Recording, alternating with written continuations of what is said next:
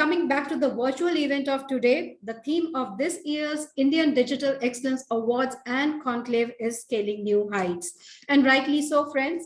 During the last 2 years of COVID, we have witnessed the rise of digital marketing as one of the key measures for the businesses to survive and grow in the new normal.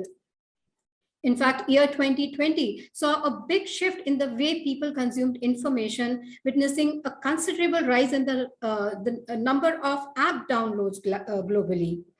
Good news for digital marketing agencies indeed, but it also means that with people becoming more accustomed to the digital platforms, the more discerning they will be. So this conclave today brings together marketeers from various domains to share their knowledge, debate, and learn from each other's experiences. From getting creative and building new ways of digital relationships with customers to effectively landing new prospects and nurturing existing relationships for lead generations, as also how to push the envelope in content strategy and how to find perfect middle ground between cracking client briefs and achieving huge organic reach with massive viral results. Yes, we will be discussing it all right here. So without further ado, let's begin the Realty Plus Indian Digital Excellence Awards Virtual Conclave 2022. And let me also remind you once again, do not forget to join us tomorrow for Realty Plus IDEA Awards 2022 starting 4 p.m. felicitating the good work, good organizations, and the individuals in the field of marketing that is digital. So for today, let's begin with the e-conclave with the first session of the day on the topic digital marketing, the craft of making the most of online presence. The session will be chaired by Mr. Srinivasan Subramanian, Executive Director, Concept Ambience. With over 25 years experience in the field of marketing and communication, Srinivasan Subramaniam has worked in the Middle East with TBWA. Currently, he's part of the top management at Concept Ambience, which is the developers, and earlier Srinivasan was with SNN Builders as CEO and contributed for the brand's growth in Bangalore. Srinivasan likes to connect and collaborate with people interested in advertising, communication, and marketing. So this is our moderator of the session. A very warm welcome to you, Mr. Subramaniam. And now let me introduce our speakers in an alphabetical order. I welcome our speaker, Ankit Saraf, founder, Meraki Digital. Ankit has more than 11 years of experience working with leading marketing agencies in London and with international brands. In 2016, he started Meraki, a full-service digital agency in Eastern India. Ankit brings in technical knowledge, pitching expertise, and technical skills at Meraki and has worked for both international and national clients. Our next panel member, I introduce Mr. Phanindra Jain, founder and digital creative head at Shreyans Innovations. With more than 15 years of rich experience, Phanindra hails from the Classic School of Marketing and Communications. As an advertising writer, he brings a unique advantage to digital creativity, and his earlier professional stints were as senior writer with JWT Creative Group, head McCann Bangkok, and as creative director at TBWA Vietnam. Our next panel member, I introduce Mr. Govind Rai, co-founder Insomniacs Blueprint and Realty X. Govind Rai has over 10 years of experience in real estate consulting with wide array of services. He has helped brands optimize their media costs by focusing on digital media, and his company Insomniacs is the only agency in India which specializes in automated marketing, mix modeling for real estate to drive best ROI for his clients with the help of data analytics, AI, and machine learning. Our next eminent panel member, let me introduce Mr. Mukesh Bharadwaj, co-founder and CEO OI Marketer. Mukesh Bharadwaj, with more than a decade of experience, leads a team of young enthusiasts who are crazy for anything digital, be it social media optimization, search engine marketing, or web designing, or anything digital. The company works with real estate channel partners and builders to fulfill their advertising needs and make real estate business grow by making use of their expertise. Our next and final member is Mr. Samrat Tiwari, Director of Webza. Samrat Tiwari heads Webza, an independent modern digital agency formed by professionals who have more than a decade of experience in digital arena. He believes in solving real-world problems using technology and marketing. Webza's in-house design studio creates customized solutions for brands in addition to providing services from lead generation, social media optimization, and search engine optimization to web design and development and video creation. So this is our eminent experts for this discussion. Mr. Subramaniam, let me hand it over to you now to carry forward the conversation. Thank you, Sapna. Really appreciate for inviting all of us. As I had already sent out a mail to all the panelists, this is one of the most, I think, experienced and elite panel with a huge background in digital. And I'm sure by the end of the day, each one of you will definitely carry home something and then try to do whatever you guys are doing. It will try to help you to enhance. Basically, because I am one of the fortunate media arts and advertising background guy who witnessed the big evolution of communication and marketing. I still remember early days of, from a black and white 20:3 bromides to color separations, which was sent to Singapore to fetch to Bahrain, and dominant of print, TVC, cinema ads, to sampling events, to direct marketing efforts, and of course, now to shift to the complete new age digital revolution. So I'm one of the fortunate ones, because I always believe that if you're a media arts and advertising person, you should keep on evolving yourself to whatever is happening around you. And then only then you can catch up with all these youngsters and then try to package whatever you're doing and come out with something really great solutions. To start with, the whole plethora of digital options sometimes confuses the marketeers, where to put their money, when they should plan their marketing strategies. Everyone's standard question is, why do we need to focus on so many different digital marketing strategies? And the list of questions is endless. And you guys have faced all these things throughout in your experience, because from the profile of all you guys, I see that you all have either co-founded or maybe a CEO or one of the top level things. To start with, I'll pose my first question to Phanindra. He is the digital creative head with Shreyans Innovations with agency background. And he is ex-TBWA also. He had worked in various agencies, but he has got some amazing experience in terms of being one of the disruption policy of TBWA. I'm sure that Phanindra will just help us sort out a few of the questions. Phanindra, since we both are from the house of disruptors, we always believe that doing the same thing over and over again, expecting different results to come out is definitely an insanity.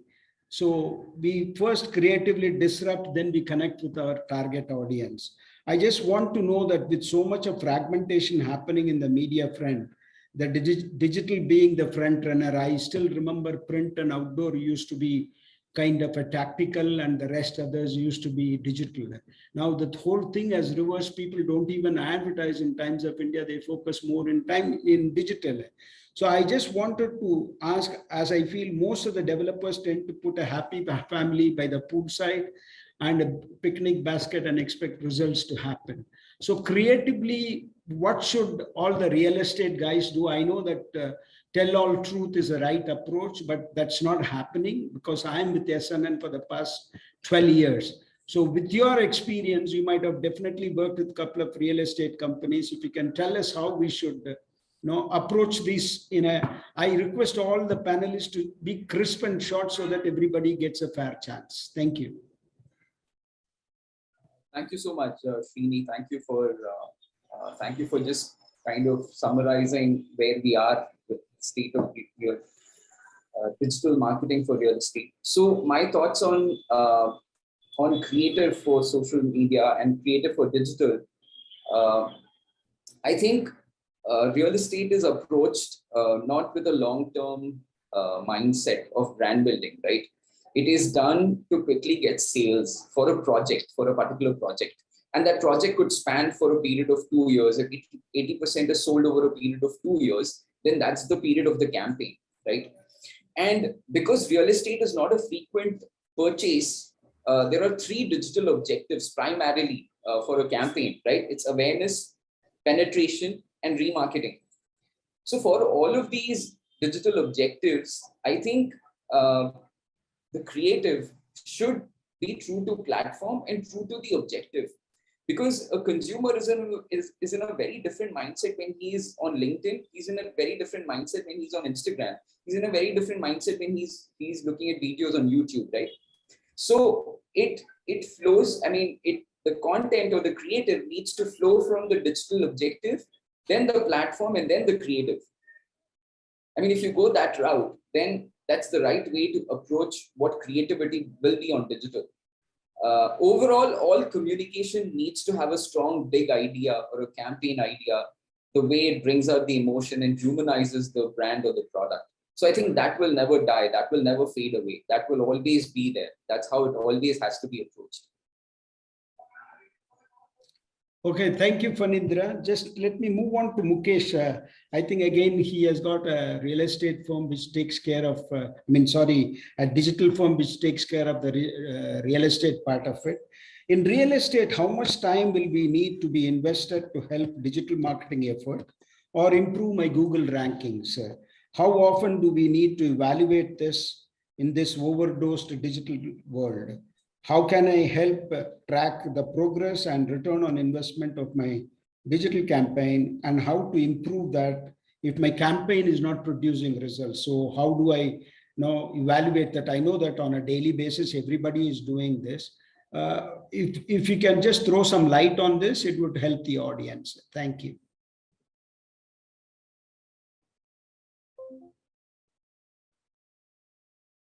You're muted, Mukesh. Yeah. Thank you so much, Srinivasanji. In digital marketing, the best part is whenever we feel like if something is not working, we can change it. So in digital marketing, the ROI earlier, like few years back, the 10x ROI was not a big deal, but now there's too much competition. There are competition between CPs, there are competition between CPs and builders. So now the ROI generating from 5x to 10x is a big deal. So if you are campaigning something and something is not working, we can change it in like 15 days, 7 days is like trial. If something is not working, we can keep changing it. It's not like this is not predefined if you are running campaign. Thank you very much. You have anything more to say, Mukesh ji? And yeah, you asked about the online presence, how much time it takes for ranking. So it depends on SEO and our competition. At least we should give 3 months for to see results in SEO, search engine optimization. Okay, I just want to say also that this entire experience is, since everybody is involved in digital, it's not just restricted to real estate. We talk about overall the digital platform, how does it help every marketeers from the different verticals. So I'm posing my next question to Ankit. You have associated with some of the famous brands in FMCG, entertainment, King of Beers, and growing legacies for Sanjeev Goenka. So you have a huge experience with a wide variety of brand representation you have done. Please tell us, with numerous marketing strategy options to adopt, how does a marketeer decide and adopt a strategy that will make his brand and product stand out?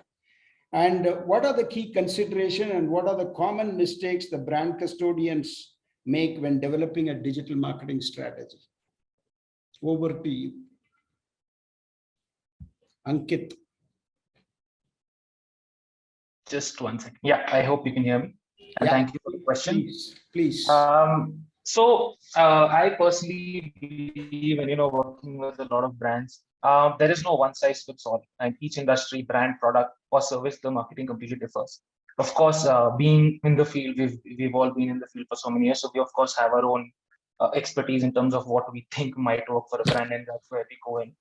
But I believe for any brand in the beginning, it's about unlearning and unlearning to learn. Particularly, you need to unlearn what you have learned, and then basically look at how you can do it for the particular brand.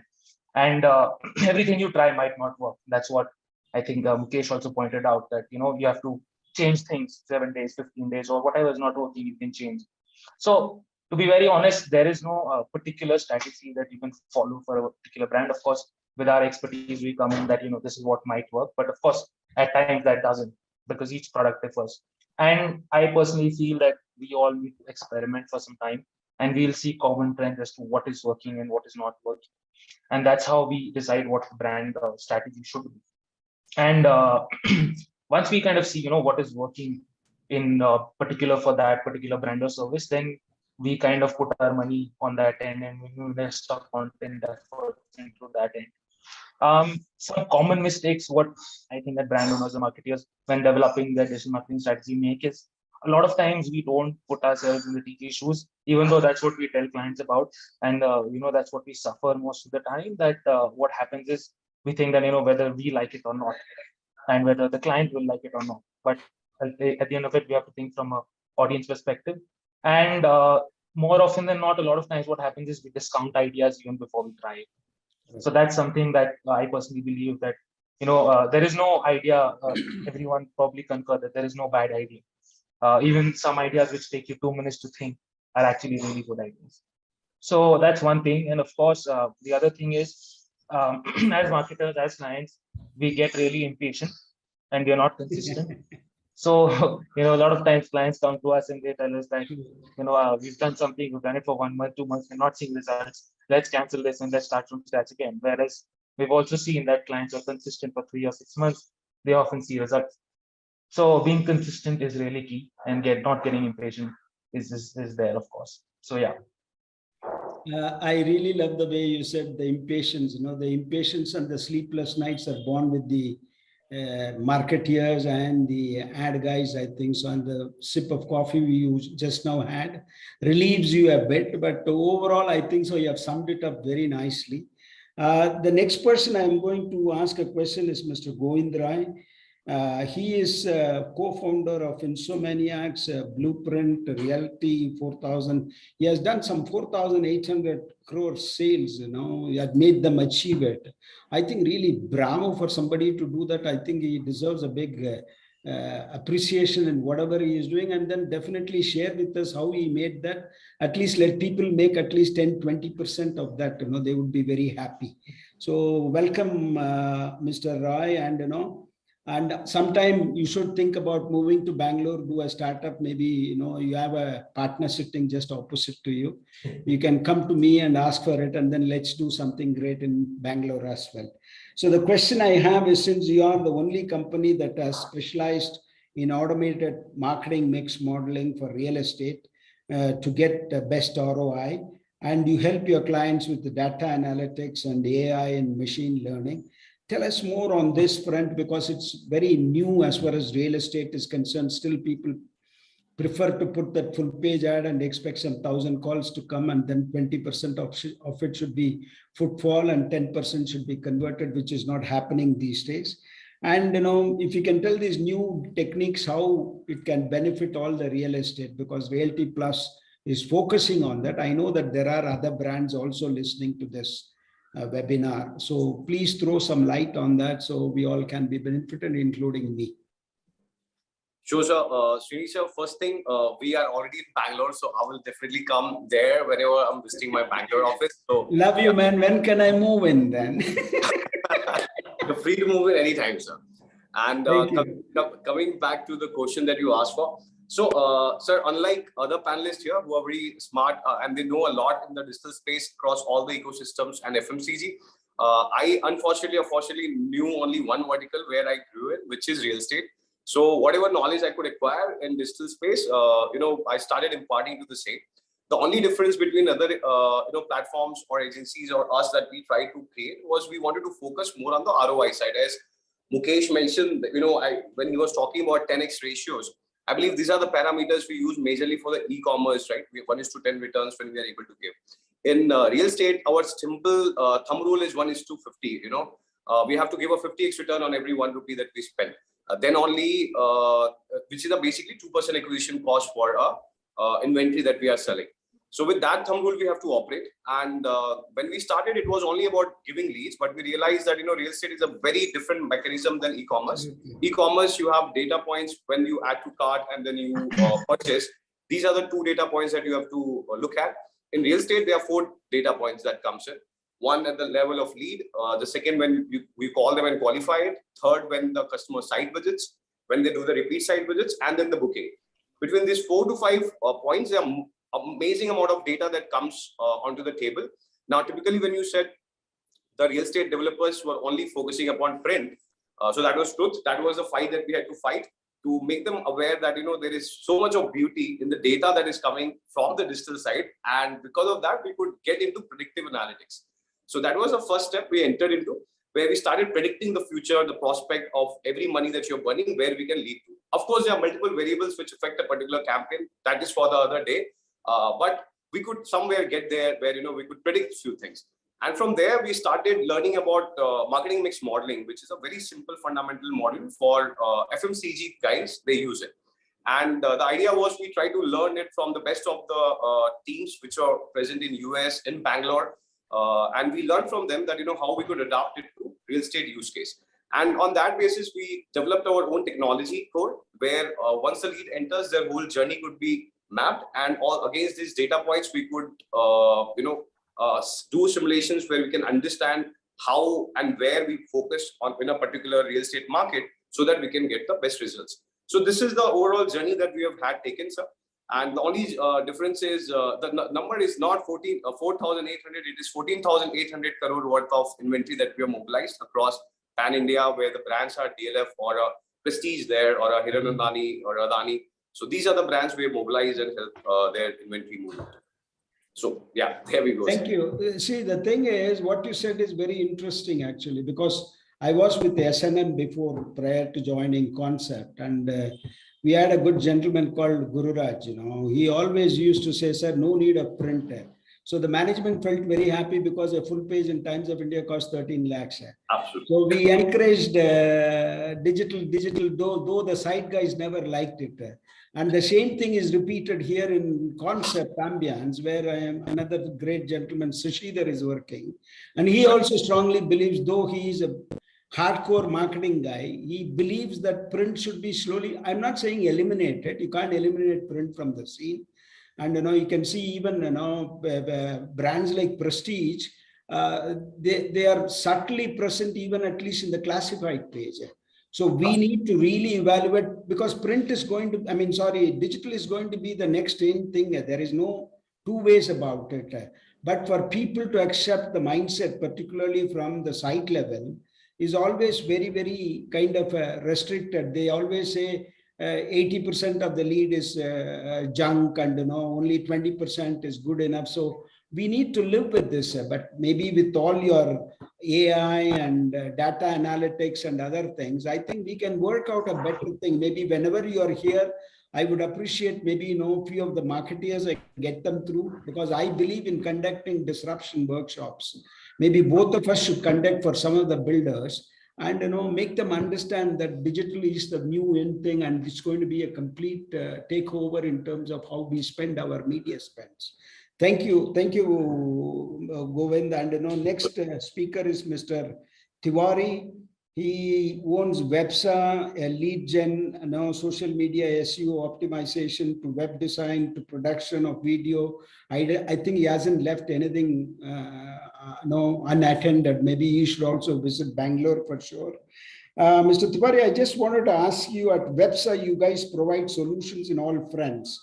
On the web design side, I want to ask you, because this is one area where I feel, when I was in SNN, now with Concept also, that it's not being done the way it should be done, because options for web design software has got too many choices like WordPress, Webflow, Wix, Adobe, Dreamweaver, Weebly for e-com, and so on. Yes, it's great sometimes, but confusing as well.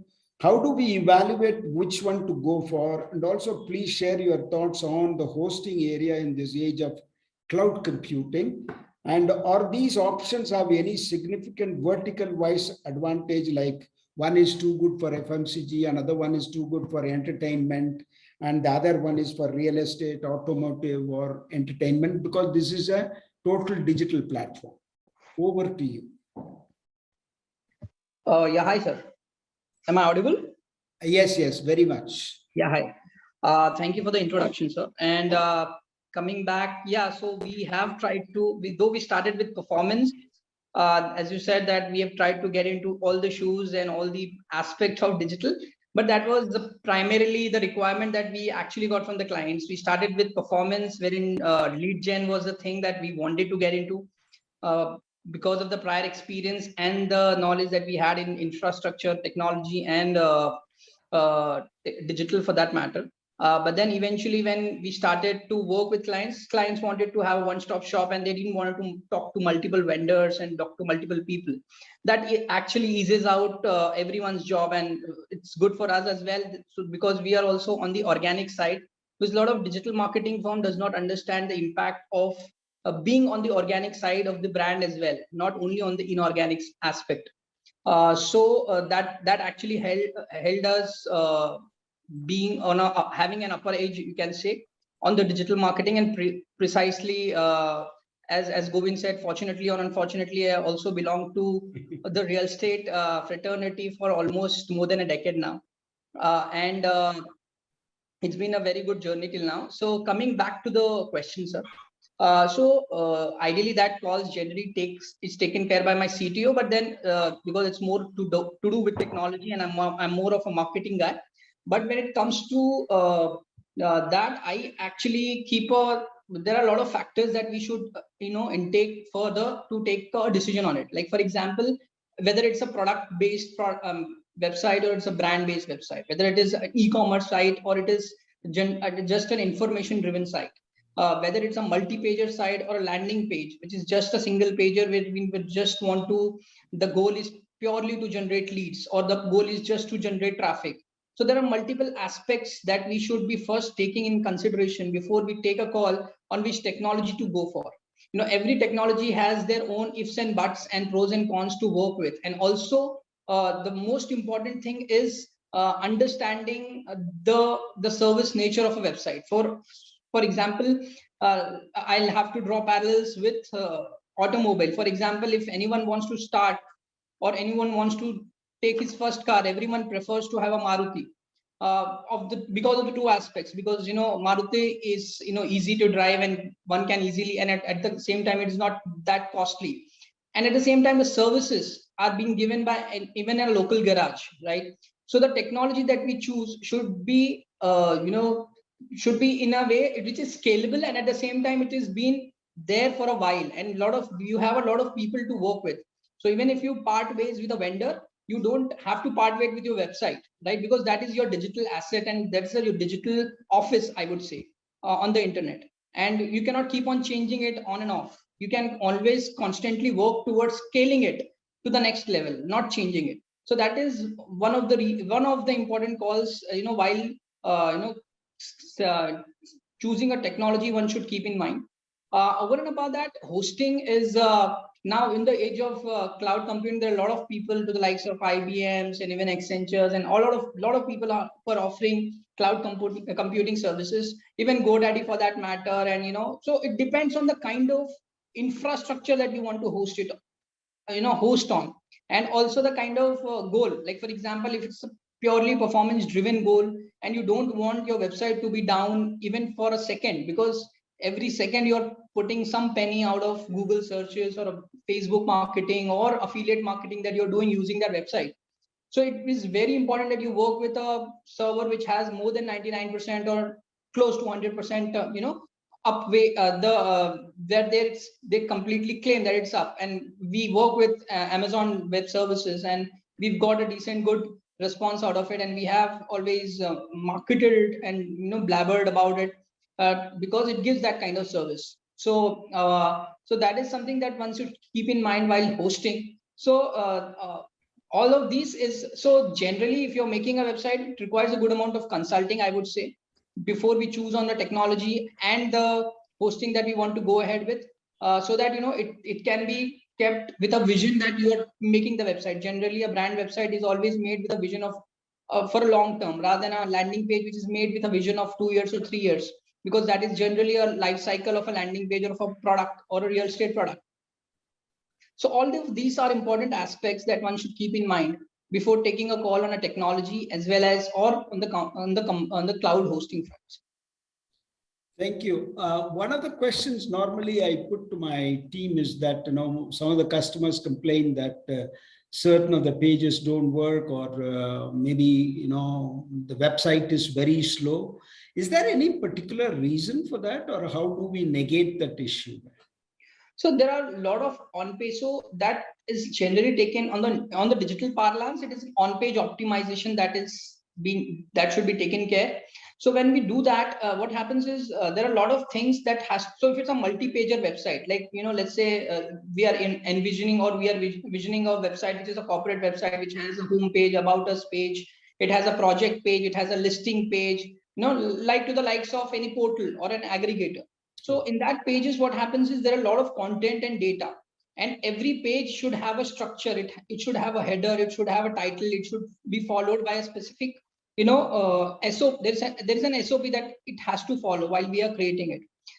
So the page load, if it is loading low, there can be multiple reasons. It can be whether because the images are very heavily put there, they have not been compressed considering the kind of product that we are actually creating.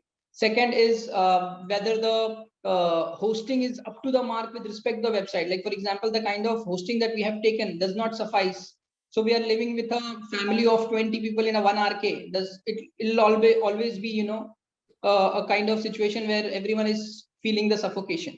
So that is something that has to be taken care while we are doing the on-page optimization. So all of these are important things that has to be taken care while creating those, or what probably while doing an audit. So we generally do an audit before we take up any website for anything, and then we take a call and give the recommendations to the customers. Basis on that, then we take up the work.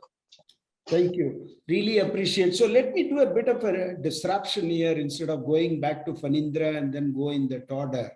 I'm going to pick up at random some of the guys so that they can feel nice to that they have been included earlier. Let me go to Ankit. And Ankit, could you please let me know? We all know that today a single-minded approach to digital marketing will exclude large portions of an audience, preventing a site from remaining competitive.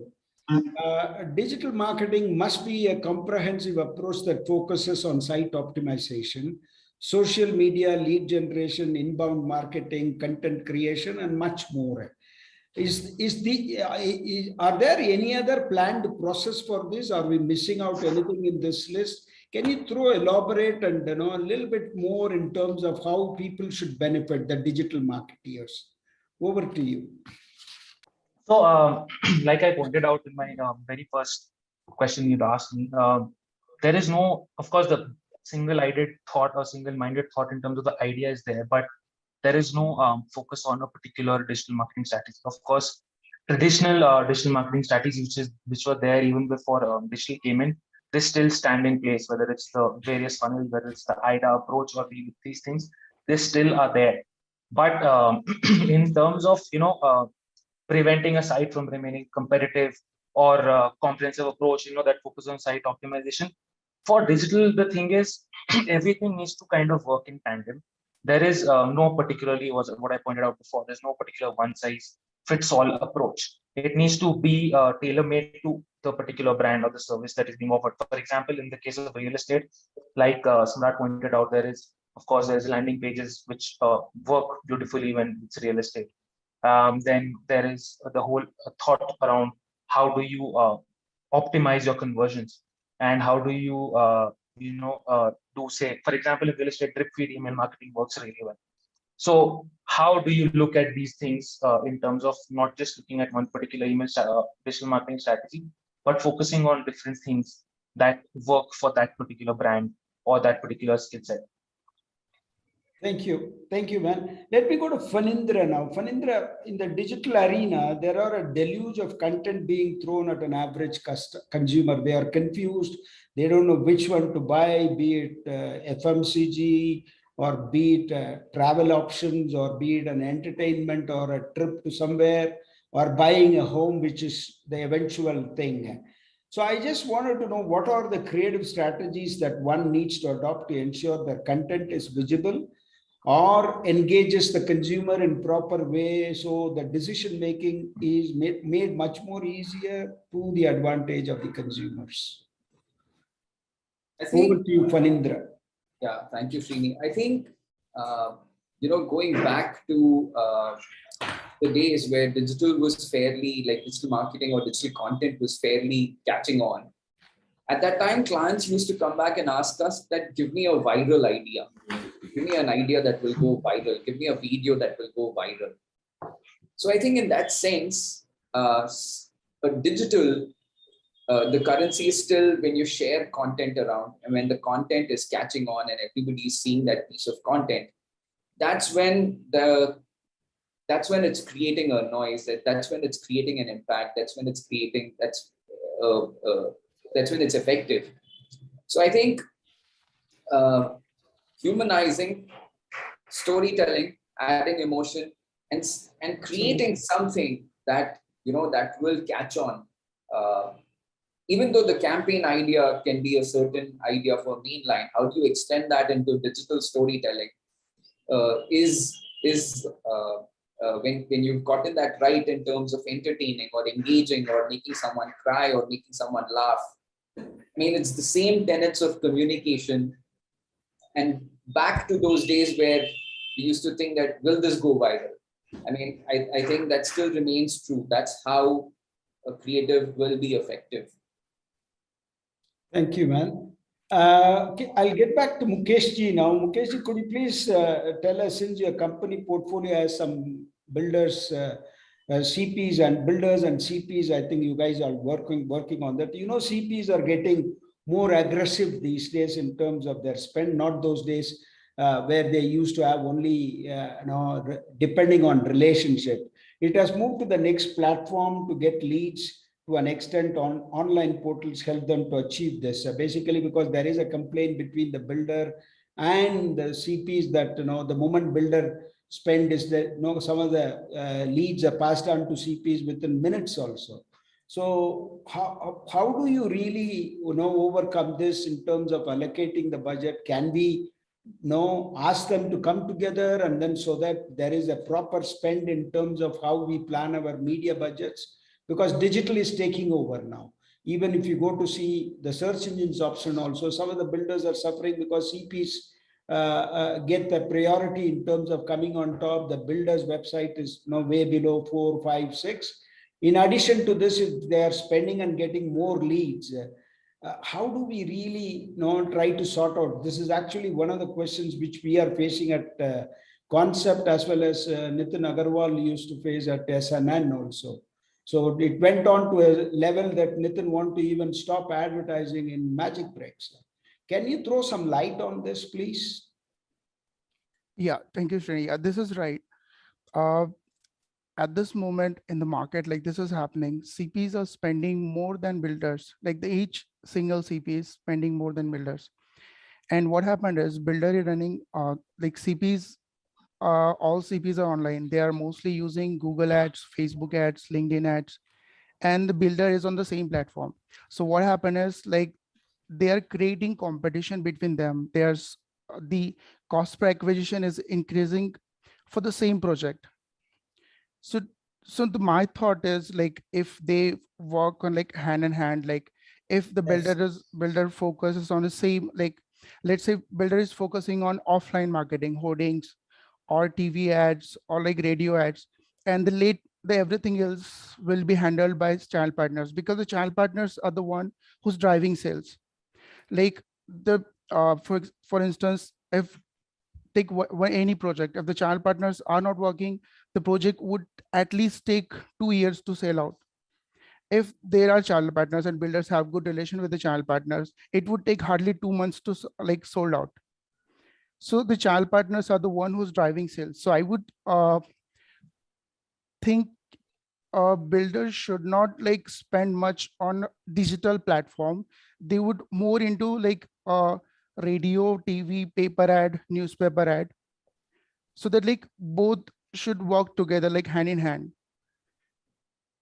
Thank you, Mukesh. No, the only question is, have you ever come across a case study where a builder and a couple of channel partners have come together and they've decided to do such a spend split in terms of I spend in digital, you spend in above the line media. So wherever the digital leads are coming, I will try to work it out. Wherever you get your leads, you work it out with your sales team. Has any case study has happened in your case? There are some builders who are already doing it. Like they are not spending at all on digital marketing. They're only on hoardings and paper ads.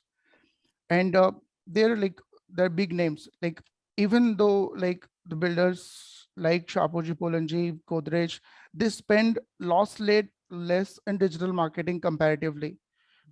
And CPs are spending more. Thank you, Mukesh ji. Let me go to the most successful person, Mr. Govind Rai. Sir, could you please tell us, you're also engaged in real estate consulting again, with some of the best brands. Tell us the pros and cons of this trend of appointing mandate agencies, guys from the developers, leave and establish a startup here in Bangalore. It has happened big time. Some of the bigger brands like Purvankara and other companies, people leave them and start their own mandate agencies. And these firms plan marketing campaigns for the developer and replace the sales and CRM teams of the developers in-house sales team. What's your take on this? Also, there is a perception that there are two parts. There is a perception that digital marketing is not very effective amongst the target audience of properties worth 3 crore plus, though I feel it is not the right approach. What's your take on these, since you have plenty of real estate clients in your portfolio, Mr. Roy? Sure, sir. So number one thing, sir, I believe the question was with mandate companies. I believe they are the future. No matter how much ever criticism that we would want to give to them, they are the future. Because anything which is optimizing cost, love you, man. Any core value proposition for real estate developer, the core value proposition is making a build. Everything else is an ancillary support that they're trying to drive the machinery into, and some set of professionals who are coming and taking away that job and doing it much more cost-effective manner. That thing is bound to get a success. So, whatever criticism it may be there, wait for 5 years. Every developers will have to export it, because internationally also, that is the format that has eventually just evolved into. India was the only country where the real estate developers were all-rounders. They will bat, they will ball, they'll keep the wickets. But now they've realized that, their job is to just go there and hit some sixes. Rest all the things other guys can take care of it. So mandate companies are going to be the future. Without doubt about it. We have done all the maths around it because we had to change our business model. Our business model was about real estate developers before. Now we have tweaked our technology, our offerings to suit the mandate business. And fortunately, all the big mandate guys, be it a Guardian or a Xanadu, or in Bangalore, we have very beautiful client called Flow Reality. We are working with them continuously to make their journey better. The second question that you asked, we were discussing with regards to brokers. Now, between the mandate companies and brokers, these alignments are very much happening, where the mandate companies are saying that, hey, let me get the developer budget towards all the other part of the mediums. Digitally, how much money do you need? Let me pump it to you so that I can deduct it from your brokerage. I'll give you some advances. So this kind of system has started coming in place because they know if the developer is spending and the broker is also spending, it's going to take the CPLs higher. It's futile competition. So the mandate companies are coming in and smartly able to take care of these things. They are fueling the growth of the CPs by ensuring they get an advance and they get deducted later. But eventually the goal is reached. For a broker also, for a developer also, the goal is, or the mandate company also, the goal is sales. So that's how everybody is coming in tandem. The third thing that you asked with regards to the luxury properties. So I'll be honest, till 2019, when a client used to come with not 3 CR, but anything above 4 CR, we used to treat it with a word of caution. So let us try. But after 2019, the kind of trends that have been seen and the few media platforms or programmatic, the way it has emerged, and the way we have gone about dealing things. Last year, we had around 54 odd bookings across Bombay, specifically here, where we had inventory worth 10 CR was sold via digital campaign of ours. The only problem was in the real estate luxury segment is we have to calculate the CAC, which is a customer acquisition cost. Now, for a 3 CR property, the customer acquisition cost with the thumb rule of 2% is already sitting at the higher value, right? So, which is, let's say, you have to go about burning the first 10 lakh without looking for a single sale. Now, a lot of people do not have that guts. They do not have that long-term vision. They get jittery the moment the first 2-3 lakhs are not performing. And that's the reason a lot of people have not seen the success in that space.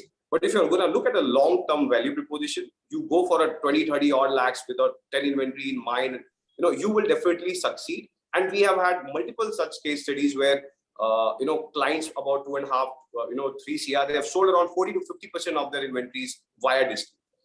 So that's where we go, sir. Thank you, man. Maybe, whenever you are passing by Bangalore, please meet me since you have convinced me. Maybe, ambience downtown and Nitin's Clermont, we will try to give it to you guys so that you guys can work on that. And tell me something about this broker network, the new company by Rahul Yadav, which has come up. I want you to be very crisp in saying, because these are the people who are coming big time in Bangalore. Some of the people are nervous, and some of the people, because it's a bigger company and they come and have discussed so many things. I just want you to crisply finish this so that I can go to Samrat with my final question, and then I will close it off with my statement, because it's already 1 o'clock. Sapna and Tripti are very, very strict about timings. So be crisp on that.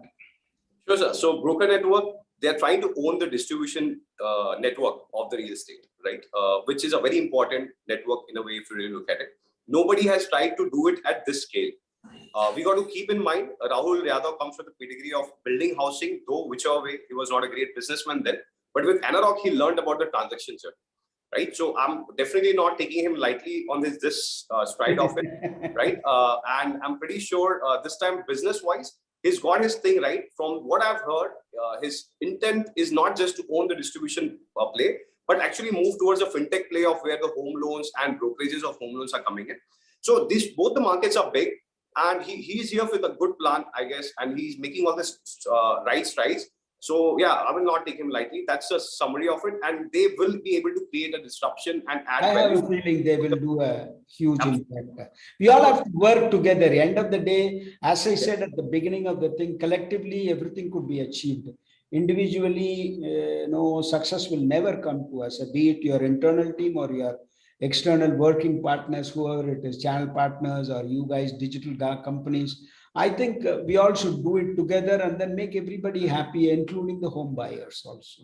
Absolutely. So going back to Mr. Samrat, how much time will we need to be invested to help digital marketing effort improve my Google rankings? How often do we need to evaluate this in this digital revolution? And where things change, they say by the day, I say by the minute actually. Can you throw some light, please, Samrat? Yes, sir. So, so it is again quite subjective, I would say. Depends on what's the goal. Like, for example, if you're looking at a organic marketing or an inorganic marketing. When I say inorganic, it's like a paid marketing. So on Google rank, so you have only those many slots available, and you have to target the best keyword that you feel that you should be at it. Like if in case I'm looking at a 2 BHK in Banerghatta, so I have to be there because I have a 2 BHK which is in Banerghatta and it is there for sale. So I cannot miss on those kind of keywords, right? So and for that I have to be there. So that means it's I have to pay, even for that matter, if I have to pay a certain amount of cost per clicks to the tune of 20, 30, or even nowadays real estate has become very competitive, and sometimes it goes up to 300 as well. So that is so again, as I said, it depends on the goal.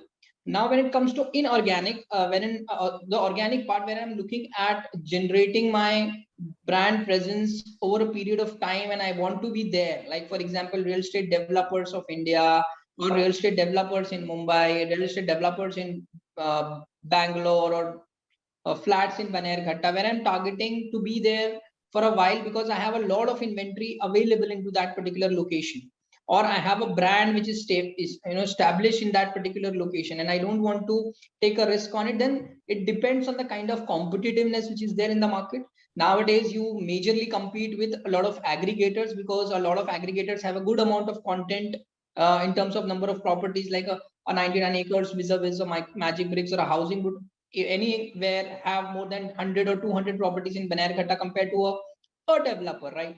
So that is where we compete on. So that is the perspective. So generally, if I have to, and then there we have to do a reverse engineering to understand what kind of task and what kind of routine work that has to be taken care on daily level to eventually achieve a goal on weekly, monthly, and eventually quarterly and 6 monthly, and then keep on tracking our rankings. So that is, I would say, the practice, the logical approach that should be taken. And getting on the ranking can be completely dependent on the competitiveness, as I said. So sometimes it might be, even if you're ranking on 100 or a second page or a third page, we can look at, comparatively looking at coming to the first page over a period of 3 months or 6 months, completely depending on the kind of the aggressiveness with the word keyword that we have targeted on. So that would be the practice that I would say should be taken care. Thank you. Thank you, Samrat. Let me now know, because we have exactly another 15 minutes. Am I right, Sapnaji? Yes, that's right. Thank you. Well, I'm going to go for a generic question. So this time I will go in the order that I started. Traditional media touch points versus digital.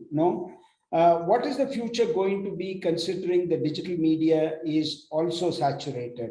Personally, I feel with the pandemic taking center spot in the last 2 years, the work from home culture did a more favor to the digital spends. Actually, this has played a major role.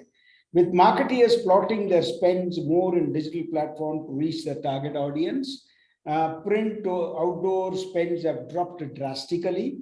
The total spend across media in India is estimated to cross 1 lakh crore in 2022 as far as digital platform is concerned, even as digital is set to overtake TV as the largest advertising medium in 22, accounting for close to about 45% share of the total pie, said the latest annual forecast by Group M.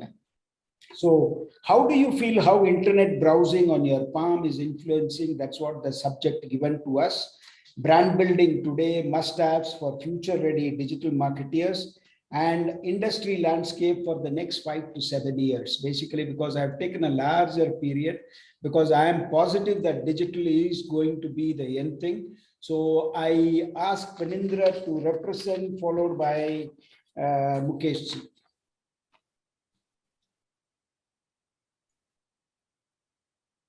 Right. So I feel digital marketing is a play between 4 very important, kegs to the machine: content, media, data, and tech. I think for the success of any campaign, all of these 4 aspects need to be taken care of, right? And your question as to the next 5 to 7 years, I think I'm not sure. I don't really agree that the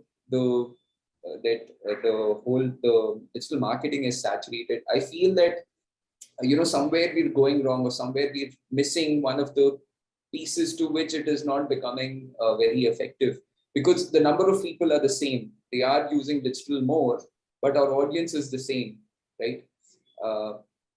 So I feel maybe, sorry to interrupt here, maybe all the panelists, if you all want to reduce that to maybe 2 to 3 years, you guys can do it. I felt that we should do it for a longer period, because this is how it happened with the print and rest other media touch points. Since you guys are all digital experts, if you want to cut down this to even 1 to 2 years, it's fine with me.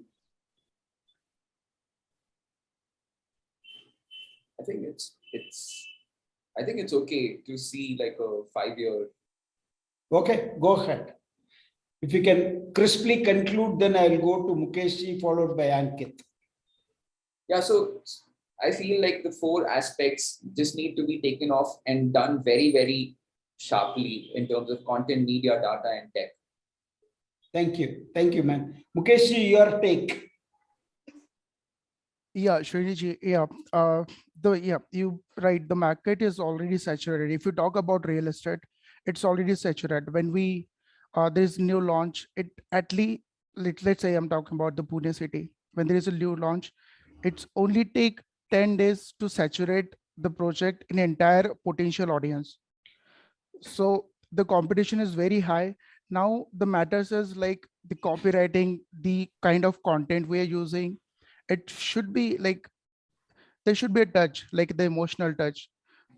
The potential audience should consume and should feel like sharing the content. So I think is content is the future.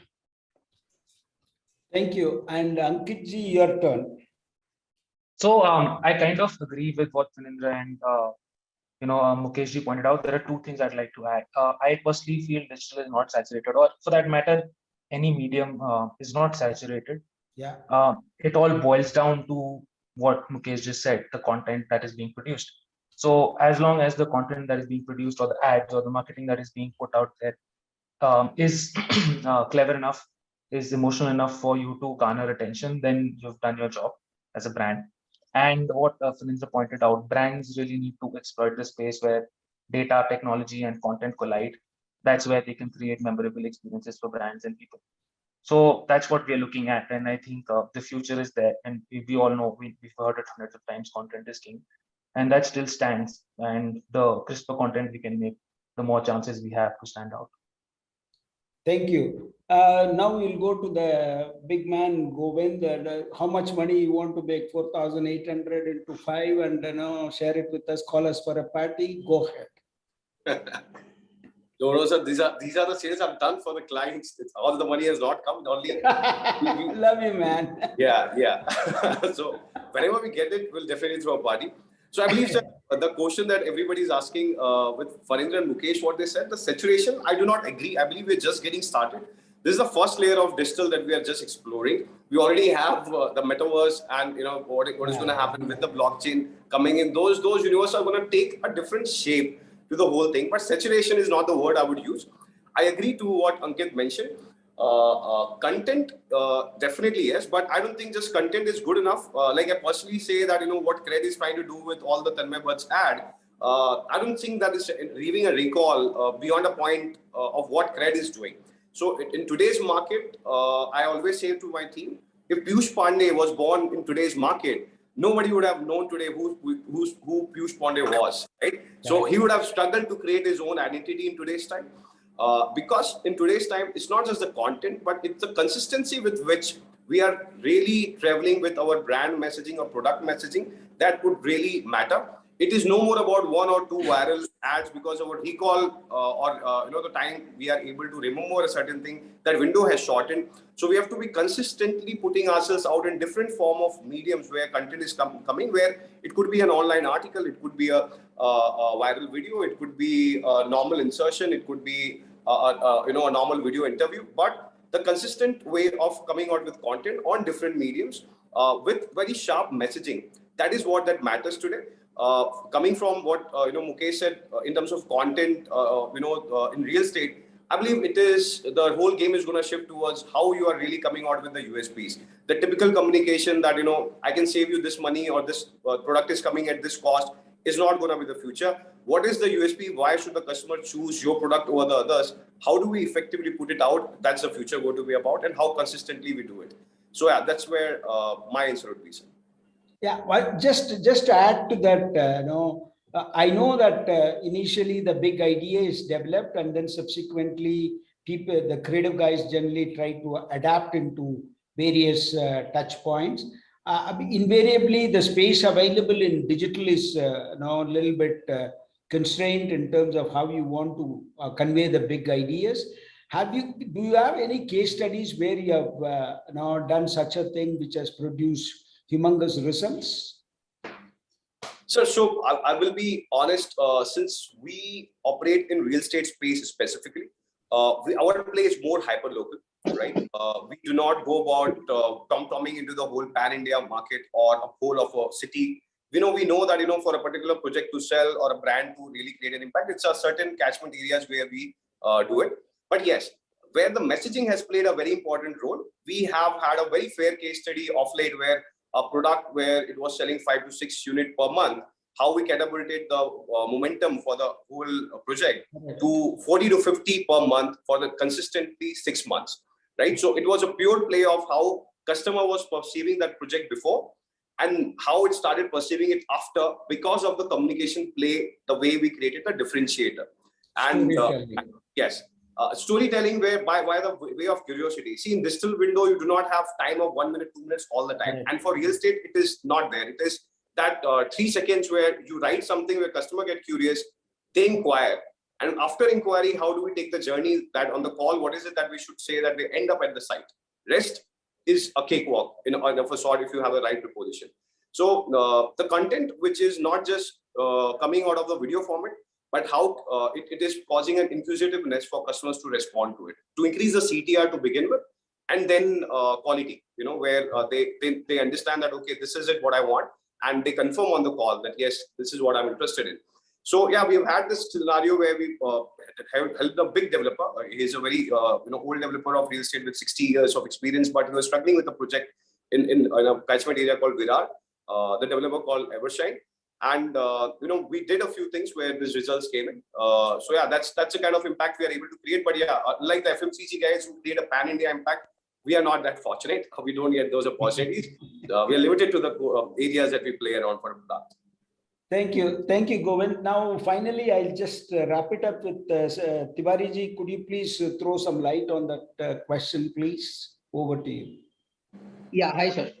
I would go by the thought that the content and the communication depends on the kind of the product that you have to market. Like whether it's an impulsive buy, unlike real estate, is not an impulsive buy. It is a very thoughtful decision that everyone takes. Whether it's an investment or you can say whether it's an end use. So now it is very important when it comes to saturation. I would say technology is never going to saturate. Digital marketing is also about technologies, right? So now if you see everyone, you have to understand, one should understand as a marketer, what is the routine of a person that I'm getting into with respect to his digital behavior. Like nowadays, people don't go to a taxi stand to take a taxi or an auto, but people don't actually go to a normal shop. They actually go on Amazon or probably a Flipkart, to that matter, or doing some shopping or nowadays people don't go to a grocery shop. They go to probably a Big Bazaar or probably DMart, or for that matter, eventually Nature's Basket or Nature's Fresh, those kind of places. So all these places are the things where you actually get into a routine of a customer. So if a person is actually interested in a real estate in a Banerghatta, and if he's traveling by Ola near Banerghatta, if he's taking an Uber near that, and if a person is actually taking going to a shopping near Shoppers Stop in that location. So all of these has, so the top of mind recall for that particular customer for Banerghatta should be a person who's marketing that particular product. And with technology and the kind of the kind of access to this platforms, which these platforms are already given, like we have recently submitted a case study in the campaign in the kind of awards that we have done, wherein we have actually gone ahead and gone to all these touch points of the consumers, wherein we have created not only the awareness but also a kind of inquisitiveness about the product, and then eventually leading to a conversions. So that is something that I believe, as a marketer, we should keep in mind while creating the media mix or the media plan when we actually conceptualize a product and then define on the numbers that we are going to achieve over a period of 1 month, 2 months, or 3 months, or 6 months for that matter. But eventually, these are the things that I think should be taken care while creating the media mix. And this would not lead you to a saturation point at any moment of time, because you are actually having multiple medias touching a person with his generic routine. We are not going to touch base with anyone where he's not present on. If he's utilizing Ola as an app, then we are going to touch base with him. Otherwise, we are not touching. That is, I believe, one should keep in mind as a marketer. Thank you, Samrat. Only one final thing. Any two of you can answer this. Maybe Samrat and Govind can answer this. This digital sale Apple commercial, which is making a bit of a huge uproar as far as digital marketers are concerned. Will it impact or there will be a way around as we always find a jugaad?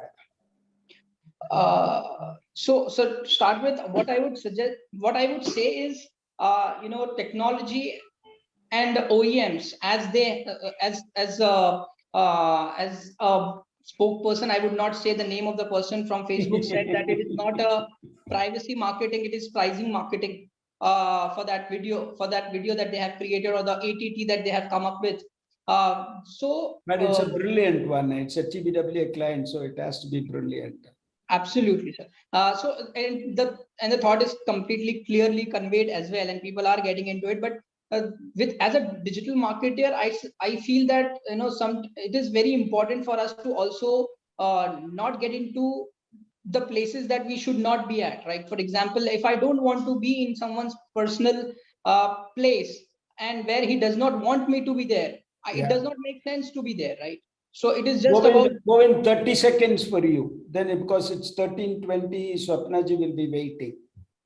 So, sir, to be honest, it's been 1 year since Facebook, Google team both have been struggling. We have been continuously in touch with them, and they have been doing multiple sessions on this particular topic, where how they're almost finding it difficult to play around this issue. And Apple has done it very strategically to help to actually harm both the competitors. And it is helping them as well. The idea remains here, it is impacting us. Our reach from the Apple users, or the conversations that we could do before them, the CPLs that we were putting before, all those things are taking a hit. And it is not something that, it is in our control. It is a Facebook, Google algorithms and other third-party platforms or programmatic platforms which are controlling it. They all are struggling, and they are finding ways around it. And everything so far has been only temporary stitch. So yes, it is having an impact.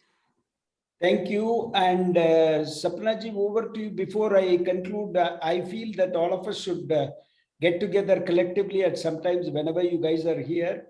And if you need any help on conducting any disruption days, anything for you, I'm always available for you guys. Thank you, Sapnaji. Thank you, Triptiji, for your wonderful invitation. And we hope to see you all soon. Yes, it was a very interesting discussion indeed. We covered almost all aspects of digital marketing, and we have got some very interesting questions as well. One is about the privacy and data sharing regulations, which are going to become even stricter going forward. So how is this going to impact the digital marketing for brands? So starting from you, Fernandra, your one sentence, how do you see this impacting digital marketing? Is it a big impact? I think it's definitely going to impact, just as Govind mentioned that you're seeing the hit. But I think eventually there will be touch points. It will eventually there will be ways, I feel, to reach the right audience. Okay, Mukesh, your views on that? I completely agree with Govind. This will be an impact. Yeah, we can't reach potential audience. Like there are some ratio where we missed our potential audience. Right. Govind, what do you have to say about this? So, Sapna, as I mentioned, last 1 year, it has been of a tsunami of a sort in terms of for both the Facebook, Google team, which is the highest.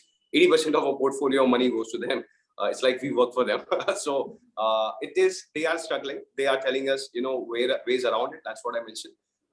We are seeing the differences in terms of reaching out to those customers.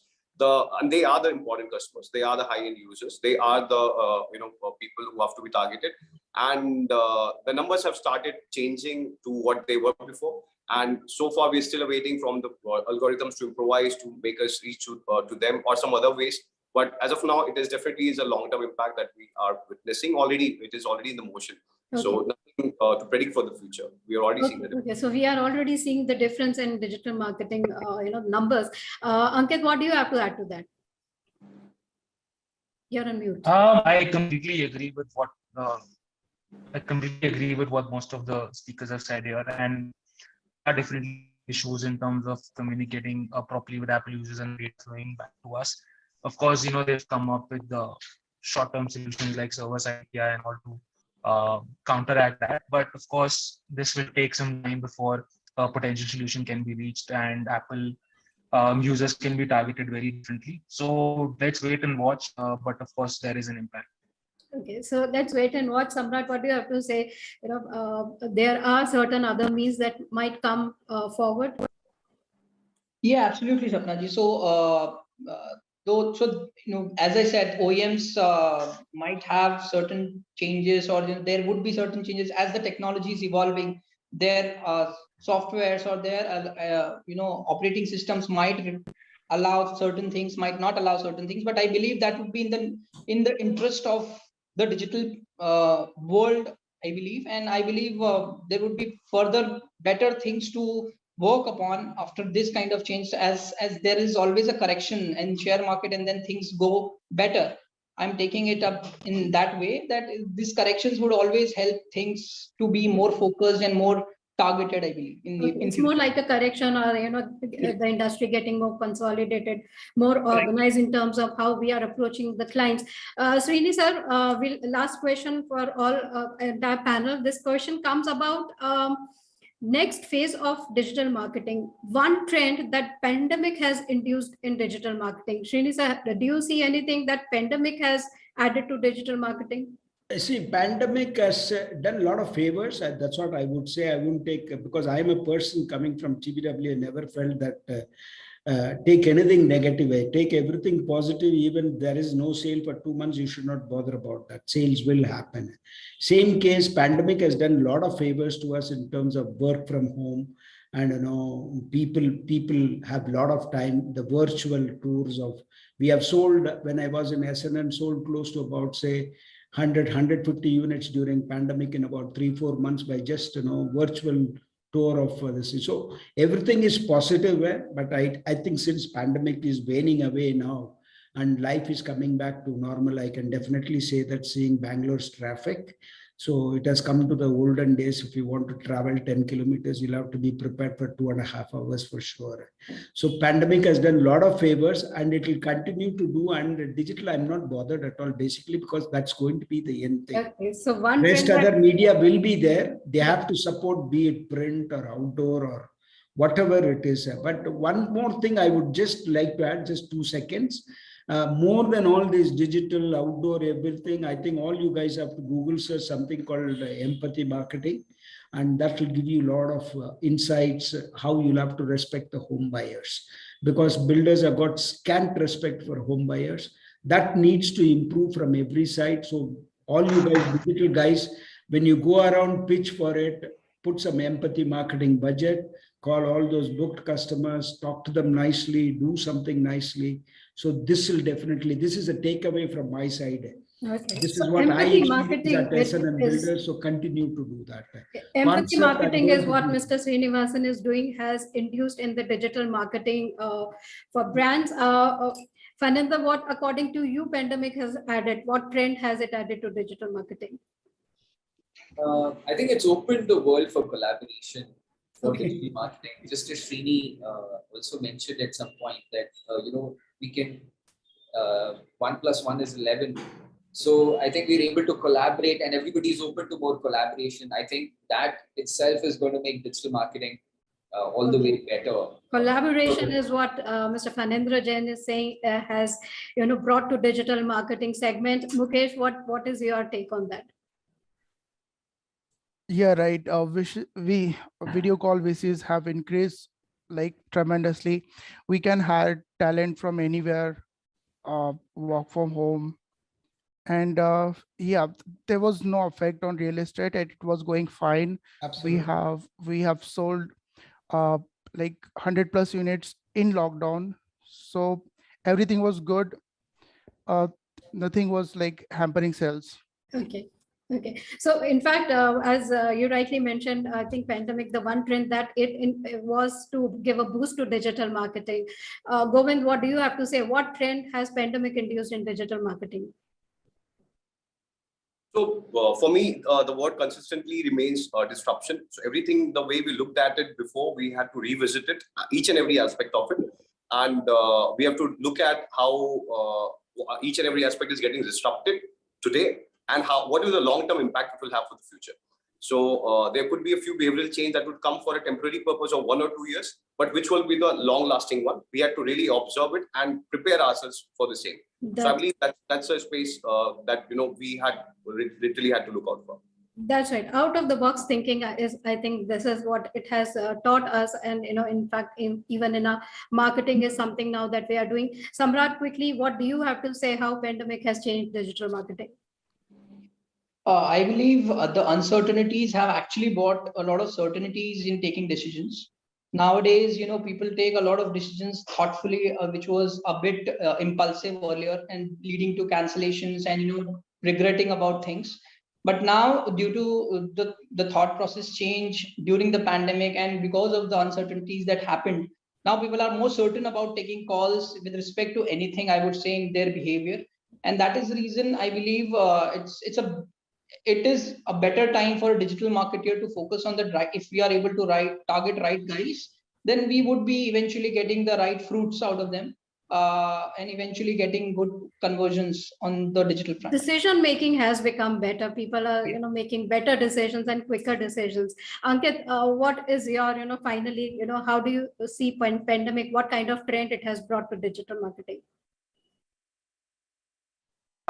So I personally feel that it's not just digital marketing. I think we've lost Ankit. Yes, Srini sir, one last word. Only one final advice to everybody. Please, all of you have a backdrop like Govind. That's why he's making a lot of money. Enter only when you have $1 billion idea. I love that, man. Love you. Okay.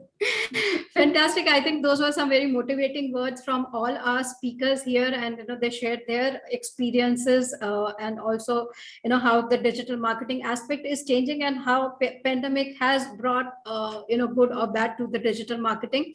Challenges remain, but yes, we are now thinking out of the box. I believe Ankit is here with us. Ankit, your last word, and then we'll close the panel.